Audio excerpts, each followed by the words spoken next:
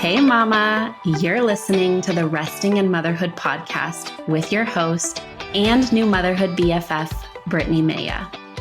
I'm a certified infant sleep specialist, but more importantly, I'm a mama navigating my own motherhood journey right alongside you.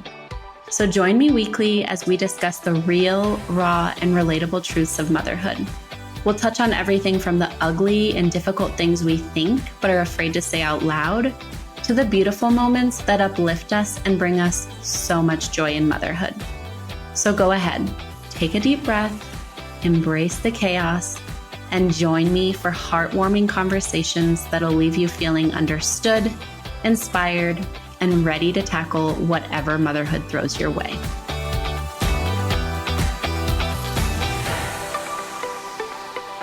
Welcome back to the Resting in Motherhood podcast. I'm so excited to sit down and chat with you today.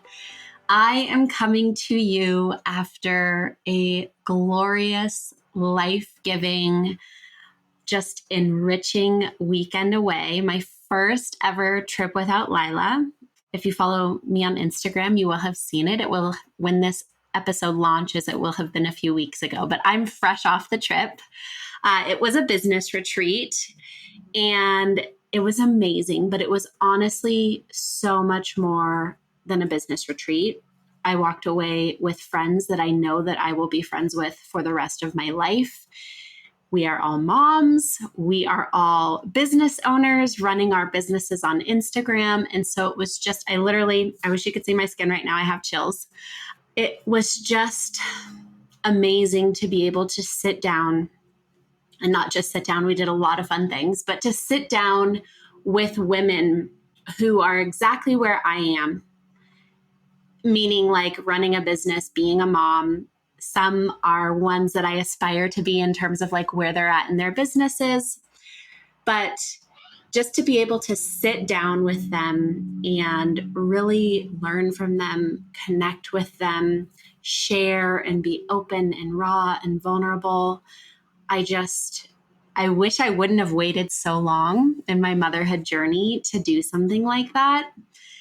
It was a lot of therapy that I didn't know that I needed. Our last night at dinner, there were tears all around. We did something so beautiful where we went around and each woman shared what she admired about every single woman in the group. So like we would go around for one person, we'd all go around and say something for that one person, and then we'd move on to the next person. And it was just so amazing to have each other, like to build each other up and just really support each other and see ourselves through other people's eyes. And it's so funny because one of the things that became very clear to me is a lot of the things that we were like internally struggling with were the things that the other people found strength in us in. So that's just a reminder to you that maybe something that you're struggling with and you're having a hard time with, somebody is looking at you going through that right now and seeing you with eyes of amazement and awe of like, wow, she's amazing. She's going through that. So I just want to remind you that there is also strength within our struggles. And that's not toxic positivity. I know how hard things can be, but just a reminder that you are a lot stronger than you realize. And how I'm finding rest this week is just being off of that trip, right? I mean, it was just truly, and I know I already said this, but it was so life-giving. I feel like it helped me identify so many mental blocks. I've been feeling really stagnant and stuck in my life lately, just like with business, with my mindset. And I do a lot of the internal work, right? Like I take those moments of meditation in the morning. I'm praying. I do my journaling, all of that stuff. And I've been like racking my brain trying to find like, where are these mental blocks? What's going on that something is blocking a lot of like growth and moving forward in my life? And this weekend helped me really find them with so much ease because I had outside perspective. So I'm just feeling really good. I'm excited about the future. I feel like this was a perfect time going into summer. I just feel really good. And so that's how I'm finding rest in motherhood right now, is just kind of reveling in everything that I am taking away from our retreat. I'm still downloading and processing a lot of stuff. I've been like a fanatic in my journal, just getting everything out that I experienced and kind of aha moments that are still coming to me. So that's how I've been finding rest, is just really kind of tuning back into what I felt, what I learned while I was away. And one thing I wanted to, this whole episode is going to be, since I did just go on a trip, it's going to be about like travel and sleep, both traveling with your little one and also leaving your little one for the first time, whenever that happens for you. But I just figured, since I wanted to come on and just share how amazing that weekend was, since I just got back, I was like, this would be a perfect time to talk about travel and sleep, especially because we're heading into summer. A lot of us are going to be traveling more, even if it's just to go see friends or family that are close by, or maybe we're doing big trips. I hope you're doing a fun big trip sometime soon. But as I'm talking about this, you might be thinking, I'm not ready to take a trip away from my baby, which is totally valid. Lilah's 4.5. This is the first time I've ever traveled without her. Now, obviously, she sleeps with her dad now. We're back in that schedule of her staying the night with her dad. We're on like week 2 or 3, I think. 3. And before that, like 6 months ago, we had her regular sleepovers with her dad. So it's not like I've never spent a night without her. I have definitely spent a night without her, but it's been one night, right? So this was my first long trip away from her in 4.5 years. Now, what I will say is, if I could go back, if I knew what a game changer going away would be, I would have done it sooner. And while I'm saying that, I'm also like, I think this weekend was just perfect, and that it was exactly what I needed. Like, I was connecting with other business owners. I was connecting with other moms. And one thing I forgot to mention when I was talking about how great that weekend was we're all kind of aligned in motherhood, but we all are parenting a little bit differently, right? Like, some of us are homeschooling. Some of us are not homeschooling. Some of us, I think I was the one who did it longest, which is not a surprise. Some of us did extended breastfeeding. I think that was me. Others did not, right? Others, I think there were a few in there who did formula, right? So like just a mix, like, and I think that's something important to note here, is we all connected. We all grew together. We all really formed true friendships. And we parent differently. One of them sleep trained, great for her, right? Like, that's what I also want to say that I took away from this weekend, is like, I know I often talk about like, it's important for me to find moms who are aligned with me, but I also think that you can make lifelong friends with moms who are parenting completely different than you. The key is that you're both open to the fact that you're doing it differently. Now, if you have somebody who's sleep trained and they're going to constantly be on your back. I was going to say SHIT. I don't know if we have children listening, so I didn't say that. If they're constantly going to be on you about like, you need to be sleep training or you're creating bad habits, that's a different scenario. But we can absolutely have wonderful, fulfilling friendships with people who are doing motherhood completely different than us, as long as we both respect that we're doing it differently, and that's okay. So I just wanted to throw that in there. And I have gotten way off track. But what I was saying is, if you are not feeling ready to travel away from your little one, I want you to do it at a time that truly feels right for you. But if you have because I've been having my friend Katie of the Not So Tired Toddler on Instagram, Lilah and I went to visit her. But like, one of the things that we've talked about is doing just like a weekend away, the two of us. And we've been talking about it for a while. And I think, yeah, there's the excuse of money, which is a valid reason. But for me, I think a lot of it was like this fear of asking for help, right? Because Lilah was with her dad, but then I also needed my parents to step up and help with Lilah. And so I wanted this for a while, but I was afraid to ask for help. I was afraid to make it happen. I felt guilty. And this retreat was kind of perfect because it was like invite only. And they were like, please let us know within, I can't remember if they said the next 24 to 48 hours. If you're not, that's okay. Then we'll send the invitation to the next person in quote unquote line. So there was like a time I was like, oh my gosh, I have to do this. It was with two women. The women who hosted it are two women that I love and have worked with. And I would love to have them each on the podcast. But I was like, this is a hell yes for me. I'm going to make it happen. And I made it happen. I talked to Lilah's dad. He changed his work days so that he could be off on the days that I needed him. I talked to my mom. It was fine. Nobody batted an eye at changing things up to help me. And that was a big realization to me, was that like, I've been so afraid to ask for help, and yet nobody cared. They were happy to help me. Like, her dad sent me the most beautiful text message, because originally I was leaving on a Thursday morning, or I left on a Thursday morning, and he was going to come pick her up Wednesday night after he got off of work. That way, like, there was no issues with me getting off to the airport early in the morning. But she was just kind of showing but like sadness, a little bit of anxiety about me leaving. And so I texted him that night that day, Wednesday. And I said, I don't think it would be great for you to come pick up Lilah tonight. I think it'll be better for her to sleep with me. Then you can just come early in the morning before I leave for the airport. And he sent me a beautiful text message that was like, okay, I just want you to know, I don't want you to stress. This trip is going to be so great for you. I know you need it. And it was just really beautiful, right? Because I think we can get in our own heads and we can create a no for somebody before we've even asked them.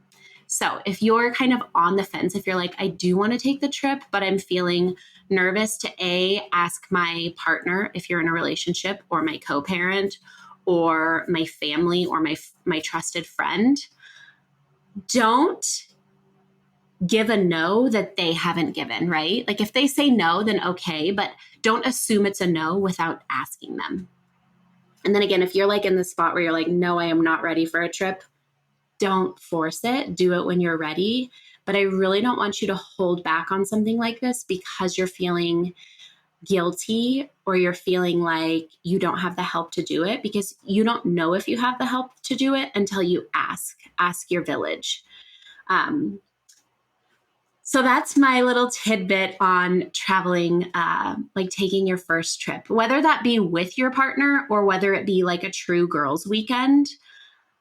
And if you have a friend where you guys could both use it, I'm going to challenge you to kind of spearhead that and light that fire under your butts and get you both there. Like, tell that friend, I know this is scary. I know this feels hard.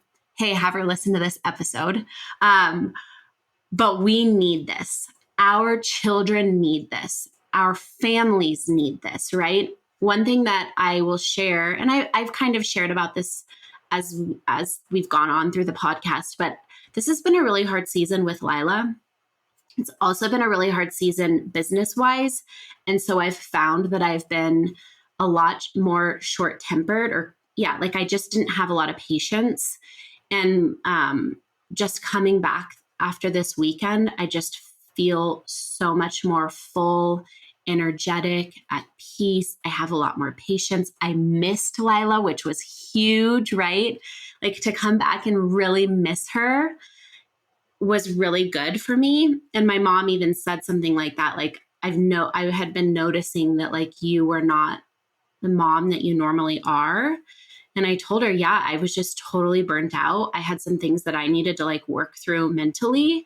And this weekend gave me the time and space to do that. And now I feel like I can come back recharged. Doesn't mean there's not going to be hard, rough moments. There's always going to be hard, rough moments. No matter how zen, how much inner work you've done, there's always going to be hard moments. But I think it's how we show up in those moments. So kind of bouncing off of that, if a trip isn't something that you are ready for, I do want to encourage you to do something. I'm recording this right before Mother's Day, and I wish I would have aligned it better to fall with Mother's Day, at least in the US. Because I know Mother's Day happens on different weekends in different countries.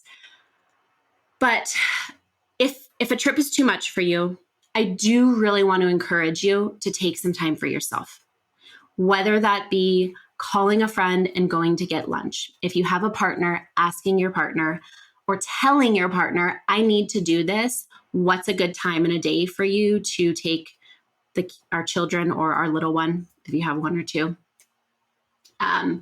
or schedule like a form of self-care for yourself, whether that be getting a facial, whether that be getting a massage, whether that be pedicure, manicure. For me, it's chiropractor and acupuncture. Those are my big self-care things. Do something. And I know I say this a lot, but really do something for yourself this weekend or in the next 2 weeks. Plan something special just for you, and you will see how life-giving it is for you, but also how life-giving it is for your child or children and your partner if you have one. Because you're going to fill your cup, and now you're going to have an abundant cup that you can pour from into your family, into your family's cups. So I'm challenging you. Go do something for yourself. I'm serious. Whatever it may be, even if it's starting small and like going on a walk by yourself, or like saying, I want to, if you're a reader like me, I want to go read my book for an hour in peace. Please take the children or our little one and leave the house, or I'm going to lock the door. I think it's best to get them out though, because if they know you're in the house, they're going to keep coming to the door. Or if you want to go sit at like a cute, trendy, like vibey coffee shop and read your book, go do something for yourself. That was a lot of like, I was kind of bouncing all over the place, but this episode again is about travel. So first I want to talk about preparing for a trip that you're bringing your little one on, whether that be you're going on like, oh my gosh, I just lost the word, a road trip, or if you're actually going on an airplane. And the first thing I want to remind you of is travel will be a bigger deal for you than it is for your little one. Because as long as you're with them, they're fine, right? Now, obviously being on a plane can feel really stressful. I was actually, when I came back from Florida, there was a baby on the plane right next to me. And I could tell like every time he cried, his dad had him for most of the time, which I loved. Mom was there too, but I really liked that dad was kind of spearheading, taking care of baby.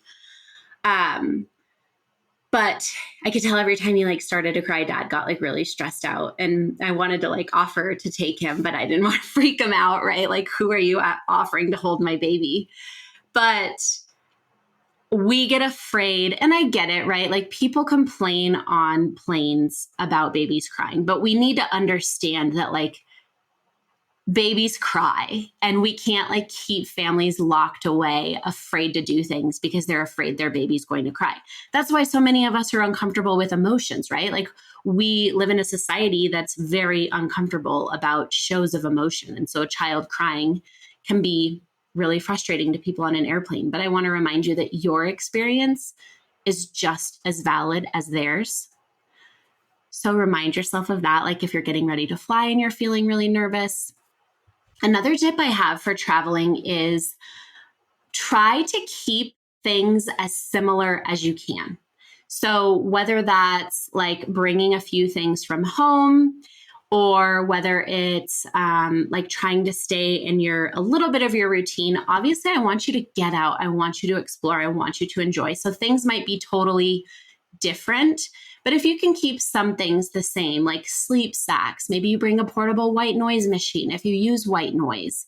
Try to keep things as similar as you can while still obviously enjoying your life. That's going to be really helpful for traveling with a little one.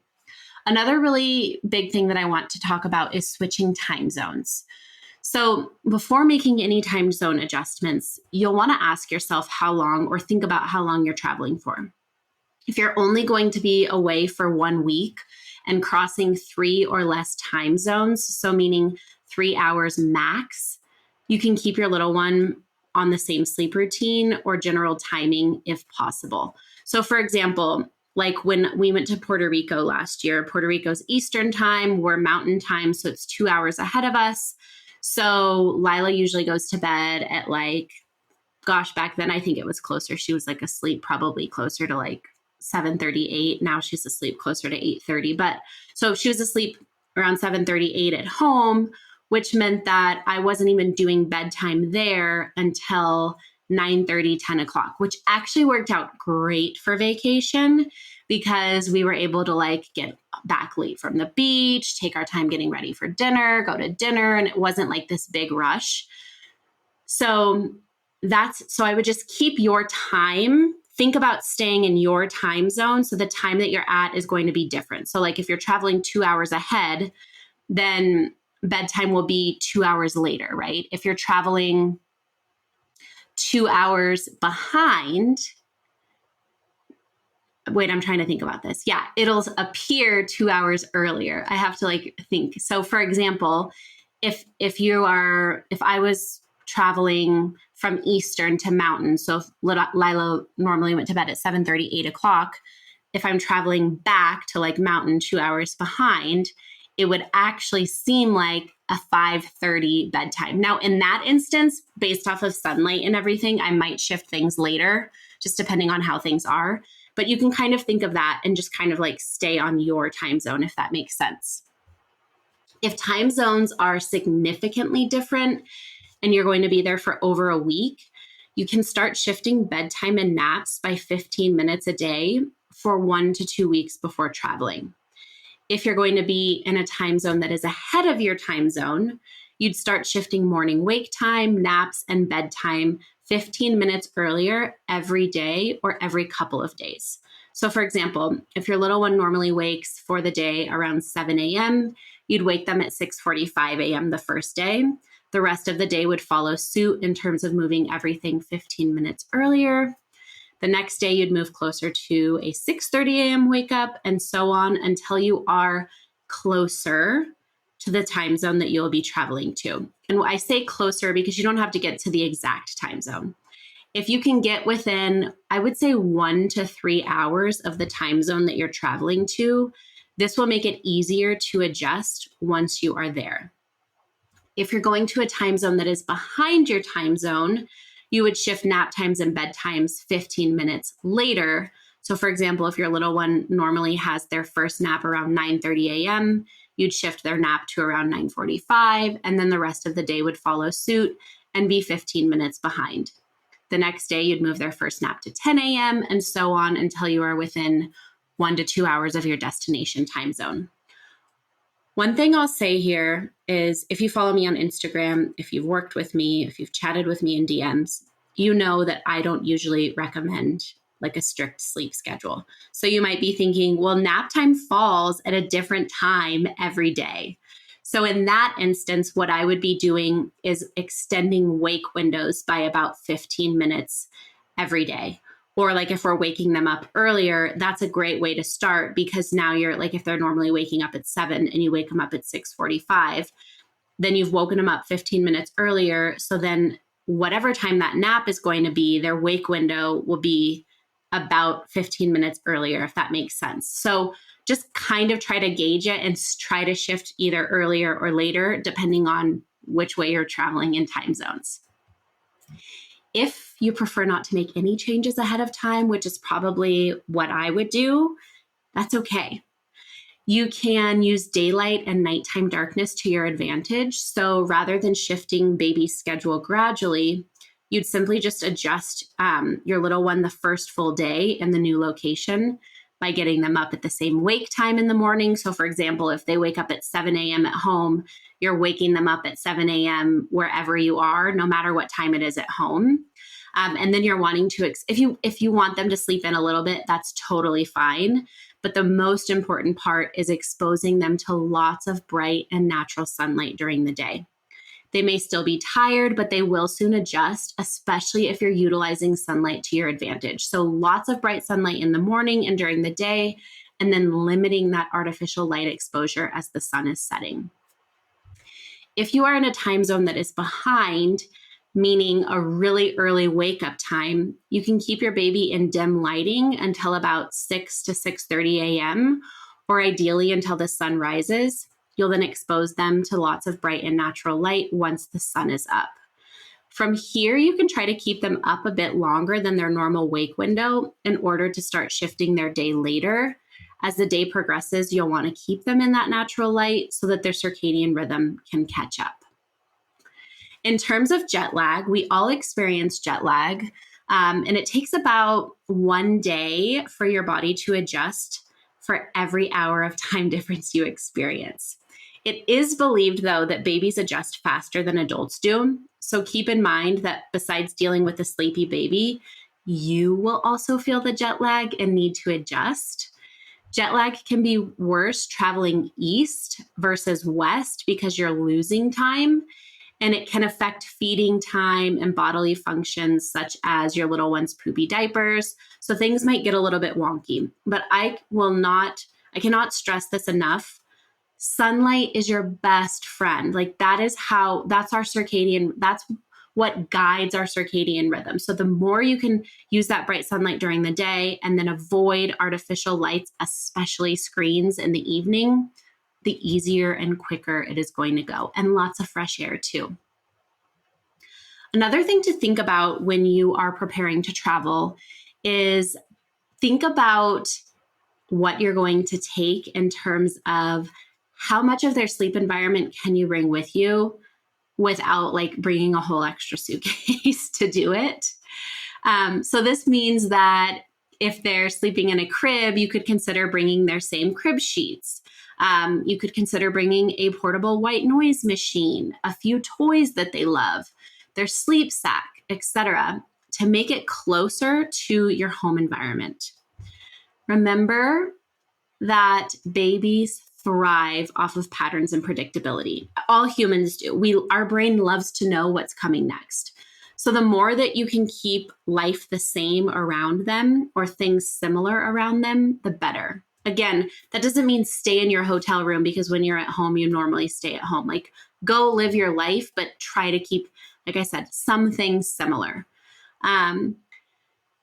Something to consider, and I'm back and forth on this, but it might be helpful to bring blackout sheets for the windows. Since we want to use light to our advantage, you can use the blackout sheets to start signaling to your little one that it is time to go to sleep, like if it's too light in the room. But if you use the blackout shades, one thing I would do is as soon as the sun is up, as soon as you guys are awake, opening them to start letting that bright natural lights slip in. One question to ask yourself is, where is your little one going to sleep? If your little one currently sleeps in a crib or a bassinet, you can call the hotel if you're staying at one ahead of time to request a crib for your room.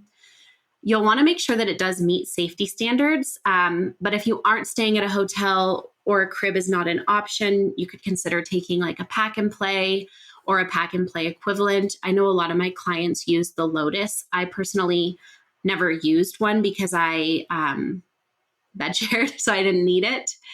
If you do currently bed share and you're wondering how to safely bed share outside of your home, it's important to know that you still do want to follow safe bed sharing guidelines.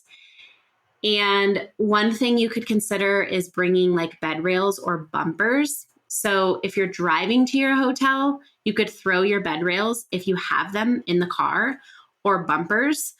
If you're flying, there are inflatable bumpers that you can pack in your suitcase. So you would just blow them up. I will link like an example of those in the show notes so that you can look at it. Bed rails are great to keep baby safe on a high hotel bed. And then bumpers are useful if you place the hotel mattress on the floor.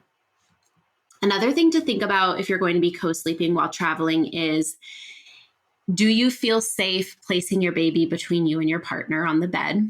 If so, you'd want to use separate blankets. So you might bring a blanket from home or request an extra blanket from the hotel.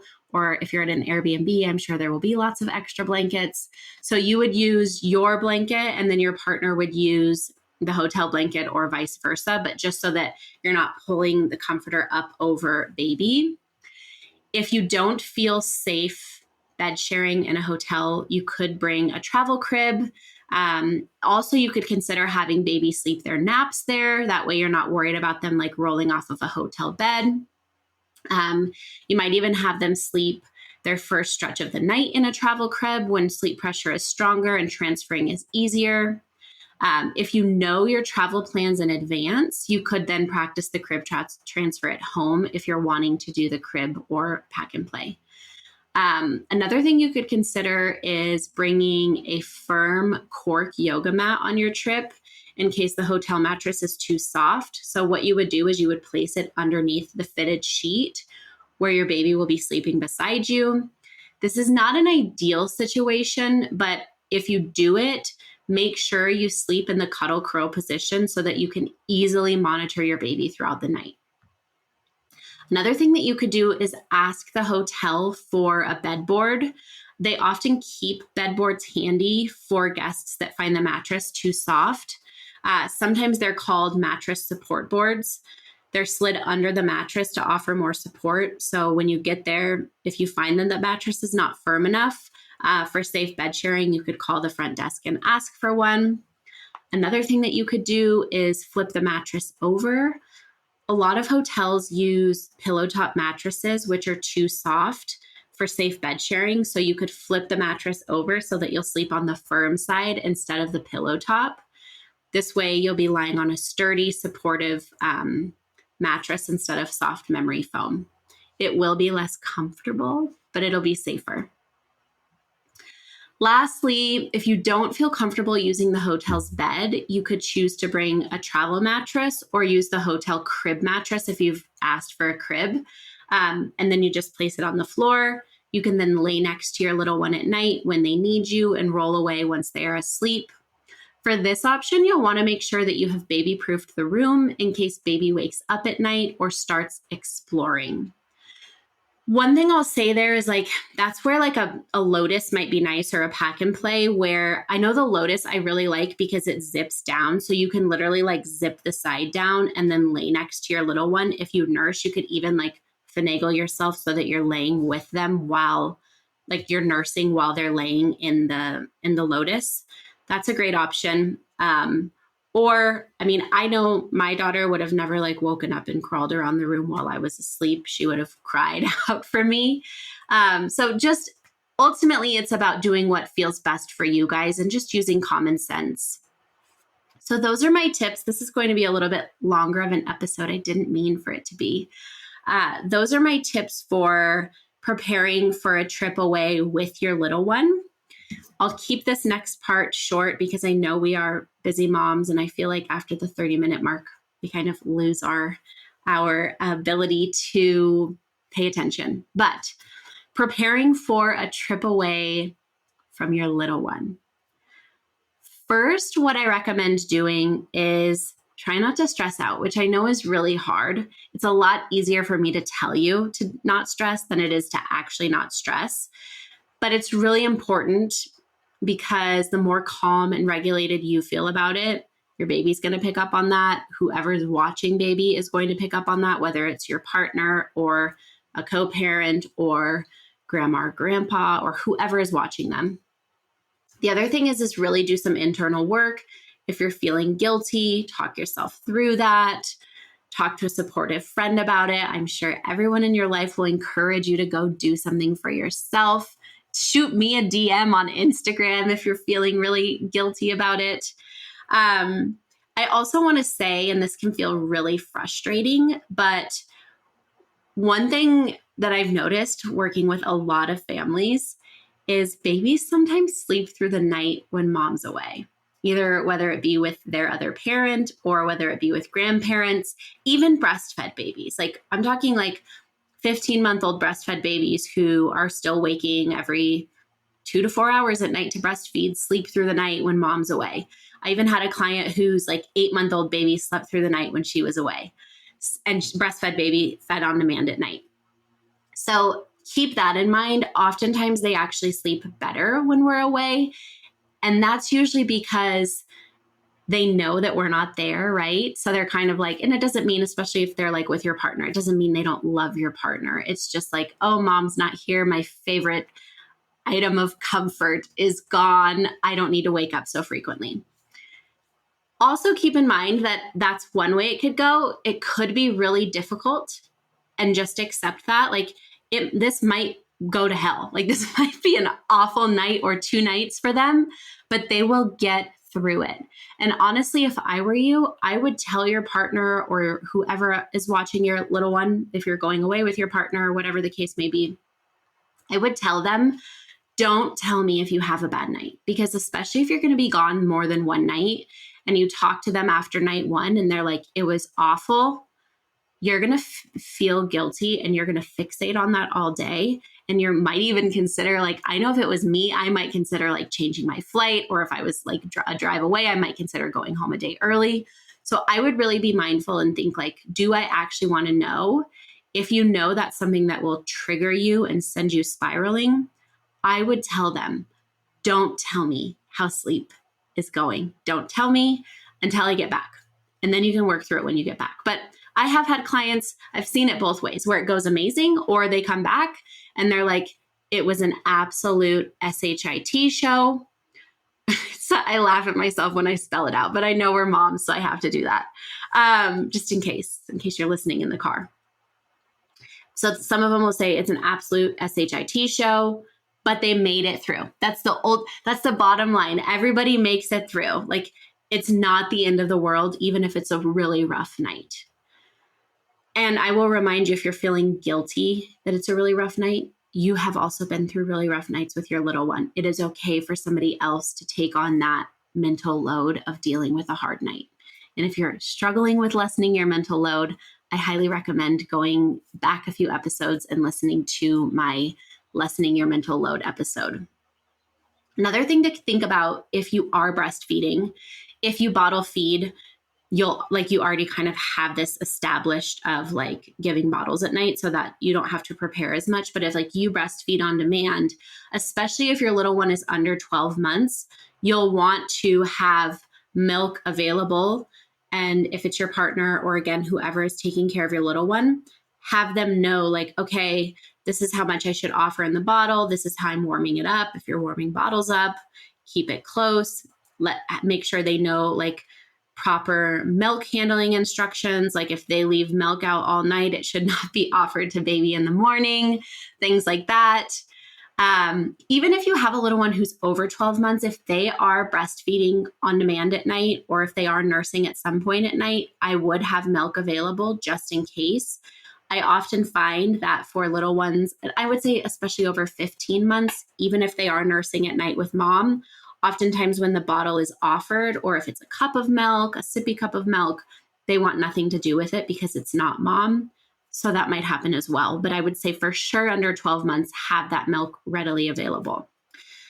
As in terms of preparing, one thing that can be really helpful is having other sleep associations established and in place so that when somebody else is going to be supporting them to sleep, they already have familiar associations that they can use. So for example, a bottom pad or a back rub. So even if you nurse to sleep for a few weeks before you leave, start adding in a back rub or a bottom pad while you're nursing to sleep.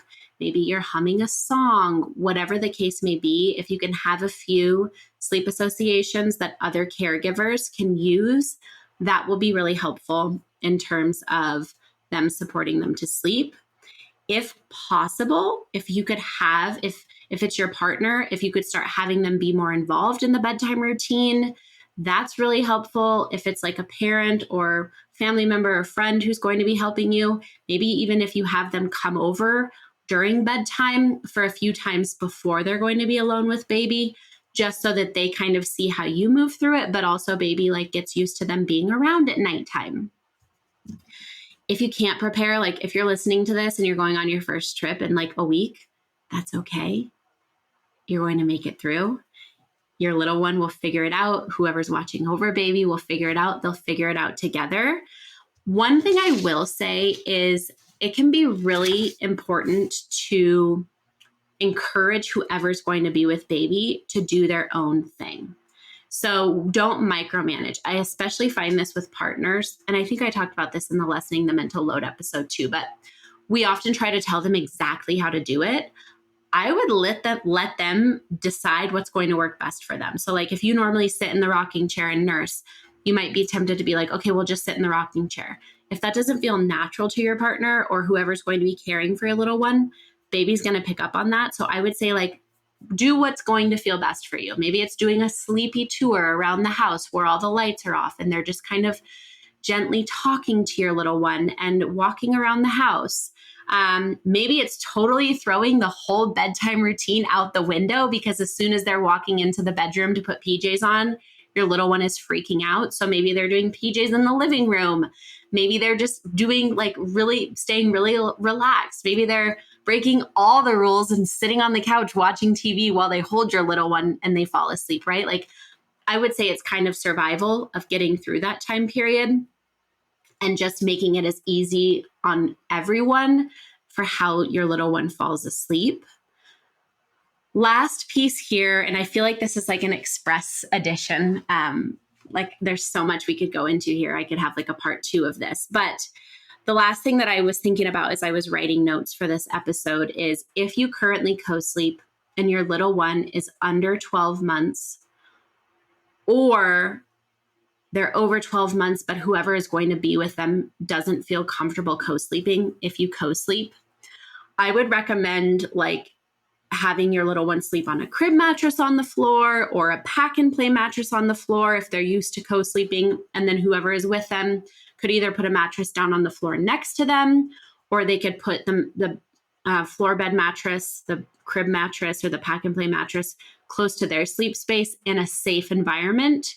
That way, if baby's under 12 months, for example, and this is a grandparent or something, safe bed sharing guidelines do state that it should be separate sleep surfaces. So even if it's, like I said, a crib mattress or a pack and play mattress on the floor where they can still cuddle up next to them and then roll away, that's something that can be really helpful.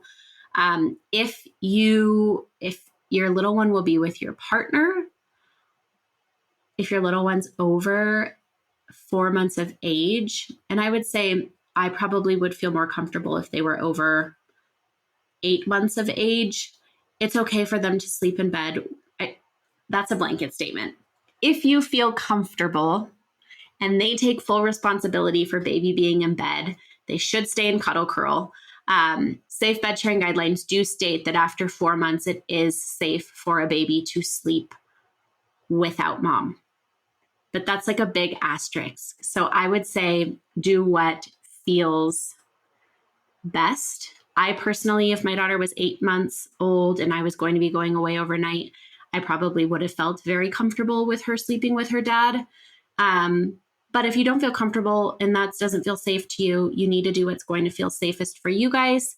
And that might be putting the crib mattress on the floor, putting the bassinet mattress on the floor, putting a pack and play mattress on the floor, whatever that may be. And maybe then your partner's sleeping on like a camping mattress, right, on the floor next to them.